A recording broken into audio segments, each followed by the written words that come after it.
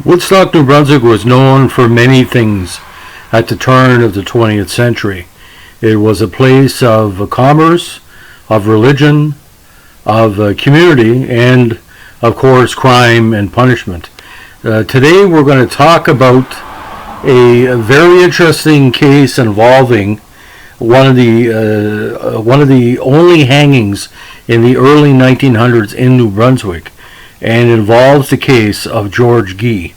Now, George William Gee, born 16 June 1881, was eventually found guilty of murder, and the first person to be hanged in the town of Woodstock, in this case at the town's new jail. He was tried for the murder of Millie Gee, his cousin and ex-lover.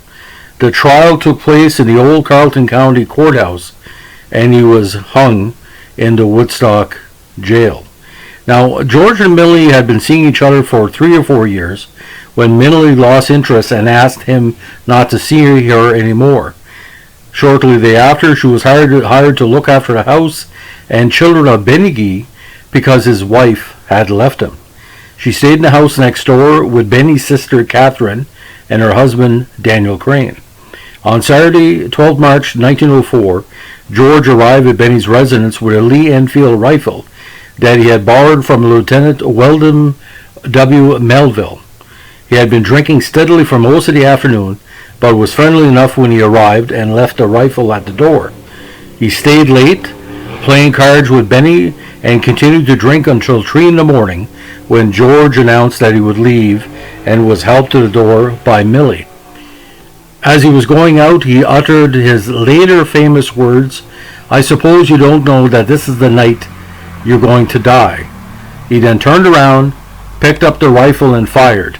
The bullet ricocheted off the frame of the door and entered Millie's chest, knocking her to the floor. Hearing the shot, Benny ran to the door. George fired twice in his direction but missed, and then fled. After a time, he walked a long distance to a phone and called Department Sheriff Foster to turn himself in. 3 doctors were called to attend Millie, but they could not save her life. She died the following Wednesday, a short time after giving her deposition to Deputy Sheriff Foster. Now, as for the trial, it was a cause célèbre in the Carleton County region because after a preliminary hearing, the trial was eventually set for 26 April 1904 with a Judge Tucker presiding. Attorney General Pugsley was for the Crown, and J. Chipman Hartley and T.C. L. Ketchum were for the defense. Now, Gee pled not guilty, and the calling of witnesses began, actually 23 in total, and most of them were close friends and relatives. In these closing arguments, Ketchum pleaded with the jury that Gee was insane, drunk, and too poor to mount a proper defense. He claimed the charge of manslaughter would be more appropriate, and his full argument lasted an hour and left Gee in tears. The Crown argued that the crime was premeditated and that Gee couldn't have been insane, as he had obviously realized his crime when he turned himself in. The jury deliberated for only 45 minutes before they returned a verdict of guilty. Judge Tucker sentenced Gee to hang on the grounds, again, of the new Woodstock jail. The hanging went forward as planned, as on July 22nd, although there was a delay for the rope to be shipped in from out of town, because, in an ironic twist, no one from the town would sell any rope for the hanging. He was baptized into the Adventist church before his death, and the executioner Radcliffe was swift in the hanging, and the rope snapped Gee's neck. He was pronounced dead 12 minutes later.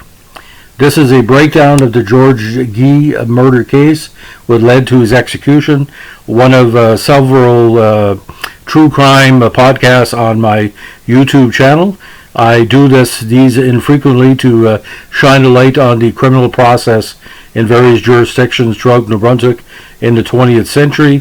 As an investigative reporter, I've covered several murder cases in New Brunswick in the 80s and 90s, but the murder in New Brunswick, it was an executable offense because under British common law that Canada followed up until 1962, you could be hung for murder if found guilty of first degree or even second degree murder. In this case, Canada repealed the death penalty in 1976, but there's numerous archives that talk about the case. The information provided here was expanded upon on the capital punishment website on University of New Brunswick, and also Wikipedia archived from the Free Encyclopedia. Have a good day. Bye.